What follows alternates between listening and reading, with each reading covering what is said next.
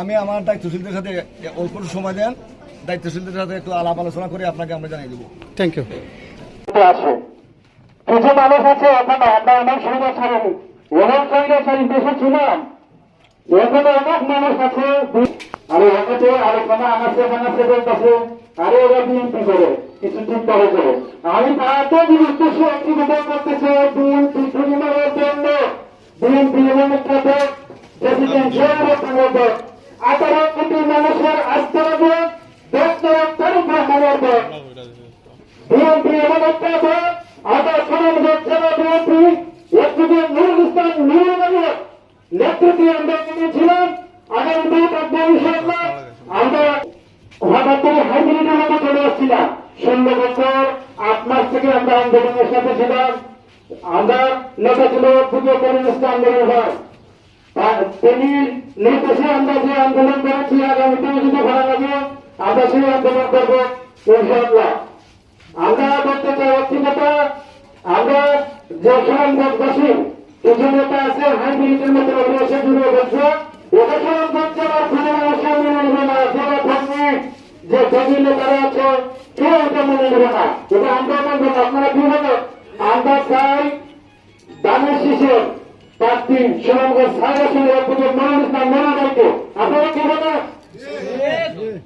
আপনারা এখানে যারা আছেন আন্দোলন আমি সব নিতেছি, কারণ আপনার আন্দোলন আপনারা ছিলেন না, আপনারা তাই ছিল, আপনারা ছিলেন না। আমরা বলতে চাই যিনি 16 বছর 8 মাস কষ্ট করেছেন, যিনি সমস্ত সুনামগঞ্জ জেলা তথা বিশম্বরপুরে সকল নেতা কর্মীকে একত্রিত করে রেখেছেন, সাহস জুগিয়েছেন, ভরসা দিয়েছেন, ধৈর্য ধারণের জন্য বিভিন্ন কৌশল অবলম্বন করেছেন, সেই একমাত্র বিএনপির ধানের শীষের প্রতীক পাওয়ার যোগ্য আমরা মনে করি। আপনারা কি বলেন?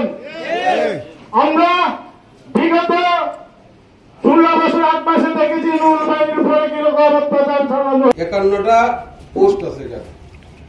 আমরা একটা বিষয় সবসময় মনে রাখতে হবে যে আমরা সবাই বিএনপি করি এবং আমরা দলের কারণে আমরা বলবো দল যাতে আমরা সঠিক পথে থাকে, দল যাতে আমরা দল ক্ষমতা আসতে পারে, এই কারণে আমরা দল করি, তাই দল করার কোনো কারণ আছে না।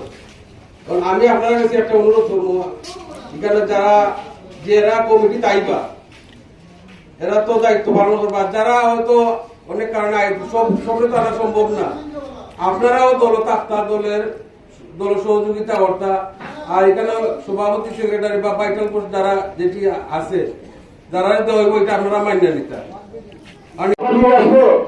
আপনাদের সাথে অতীতে ছিলাম, আমরা এখনো আছি, বর্তমানেও থাকবো। মোল্লাপাড়া ইউনিয়ন বিএনপির উপরে যদি কেউ অন্যায়ভাবে আক্রমণ করে মোল্লাপাড়া ইউনিয়ন বিএনপি তার দেওয়ার জন্য প্রস্তুত আছে। সুতরাং আপনারা বয়ভিত্তির উঠতে হবো, আপনার মতামত আপনি প্রকাশ করবেন, আপনি আওয়ামী লীগ করবেন না বিএনপি করবেন না জামাত করবেন, এটা আপনার একান্ত ব্যক্তিগত ব্যাপার। আপনার স্বাধীনতাকে 16 বছর ধারণ করা হয়েছিল, সেই দিন ভুলে যান, সেই দিন আর নাই। আমাদের স্বাধীনতা আমাদের কাছে, আমি তাকে ভোট দিব, আমি তাকে ভালোবাসবো, আমি বিএনপিকে ভালোবাসি। এখানে যদি কেউ বাধা হয়ে দাঁড়ায়, ওনাদের জানা নাই বিএনপি একটা মহাপাঠী দেওয়ালের মতো দাঁড়িয়ে আছে, লক্ষ কোটি সদস্য আছে বিএনপি পরিবারের, বিএনপি ভ্রমণ করতেছে। এর মানে এটা না যে আপনারা আমাদের কর্মীদেরকে ভয় দিতে পারবেন। দয়া করুন আপনারা সংশোধন হয়ে চলে আসেন, এই ট্রেনিং ছেড়ে আপনারা ভালো হয়ে আপনারা চলে আসেন। আর যারা উনি করেছেন পুরো আসেন, আপনারা চলে আসেন। আর যারা দলিল, যারা আমাদের ছোট ছোটকে কষ্ট দিয়েছেন, যারা বিগত দিনে অত্যাচার করেছেন, আপনারা সংযত হয়ে যান। আপনাদেরকে হলুদ কার্ড দেখানো হলো, পরবর্তী যদি আপনারা বিএনপি পরিবারকে ডিস্টার্ব করেন, আপনাদেরকে লাল কার্ড বলতাম হইব। কারণ আমরা এই কমিটিগুলো হরম, কারণ এই কমিটিগুলোর মাঝে আপনারাও সহযোগিতা করতে হবে। কারণ আমরা একটু পরে আমাদের দলীয় ক্রাইটেরিয়া হলো আমরা 9টা ওয়ার্ডের একসাথে ঘোষণা করব। এখন আমাদের যারা দায়িত্বশীল আছেন ওনাদেরকে আমরা বুঝিয়ে দেবো, আর 9টা ওয়ার্ড দেরি হয়ে গেলে একসাথে 9টা আমরা মিলিয়ে দিয়ে দেবো। এখন এটা আমরা অপেক্ষা আছি, এটা নির্দেশ আছে আমাদের উপর থেকে নির্দেশ আছে যে 9টা ওয়ার্ড কমিটি আমরা একসাথে প্রকাশ করব। আজকে আলোচনার উদ্দেশ্য কি ছিল? আজকে উদ্দেশ্য আমরা একটা সিলেকশন করছি, ওনারা আমাদের সম্মানিত সদস্যবৃন্দ আছেন, আমার জীবন আহ্বায়ক বিন্দু আছেন, হ্যাঁ, আমরা মিলে এটা ঐক্যমত্যে পৌঁছার পরে হয়তো 9 নম্বর ওয়ার্ডের মাগরিবের পরে আপনাকে আমরা জানিয়ে দিতে পারবো। মানে মাগরিবের পরে আপনারা কি 9 নম্বর ওয়ার্ডে বসে আপনার নাম তালিকা প্রকাশ করবেন? জানিয়ে দিতে পারবো। পরবর্তীতে যদি আপনার মোল্লাপাড়া ইউনিয়ন 9টা ওয়ার্ডের আপনারা কমিটি প্রকাশ করেন, এটা কি একসাথে একই অনুষ্ঠানের মাধ্যমে হবে নাকি ধারাবাহিকভাবে 9টা ওয়ার্ডের 9টা থেকে কমিটি ঘোষণা করা হবে? আজকে যে অনুষ্ঠানটা ছিল মূলত বাজার কেন্দ্রিক 8 এবং 9 এর অনুষ্ঠান ছিল।